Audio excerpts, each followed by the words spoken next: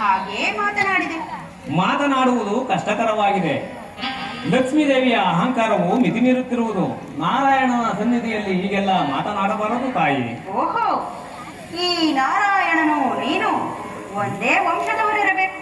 ಹೌದು ದೇವಿ, ಗುರುಭಕ್ತರಲ್ಲಿ ಭೇದವಿಲ್ಲ. ಲಕ್ಷ್ಮಿಯ ಗರ್ವವು ಮಿತಿ ಮೀರುತ್ತಿರುವುದು.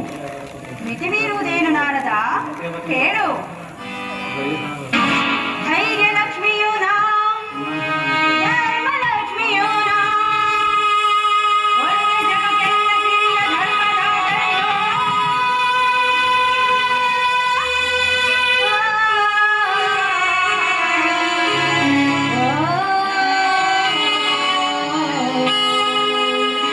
ಒಳ್ಳೆ ಜಗಕ್ಕೆಲ್ಲ ಸಿರಿಯು,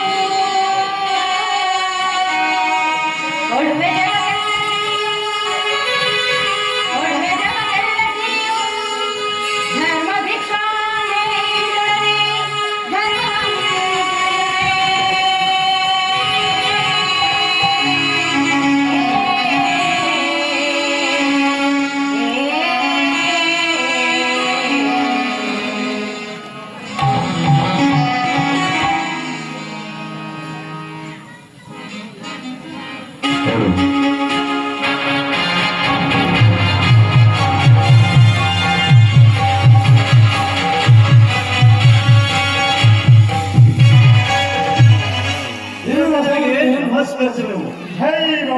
ನಿಮಗೆ ಮಂಗಳವಾಗಲಿ.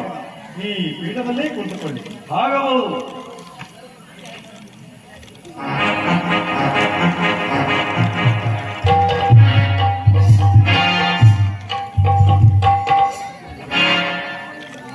ರಾಜ, ನಿನ್ನ ಸಹಾಭಿಪ್ರಾಯದ ಮಂಗಳದೊಡನೆ ಇಲ್ಲಿ ಬರಲು ಕಾರಣವೇನು?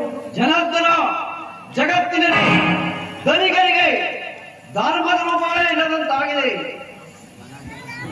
ಶ್ರೀವೇಶನ ಕೇಳ್ಕೊಂಡು ಪಾಪವೆಂಬ ಸತ್ಯವೇ ನಾನಾದರಲ್ಲಿ ಮಗ್ನರಾಗಿ ಧರ್ಮಾನ್ನ ನಡೆಸಿದರು ದೇವ.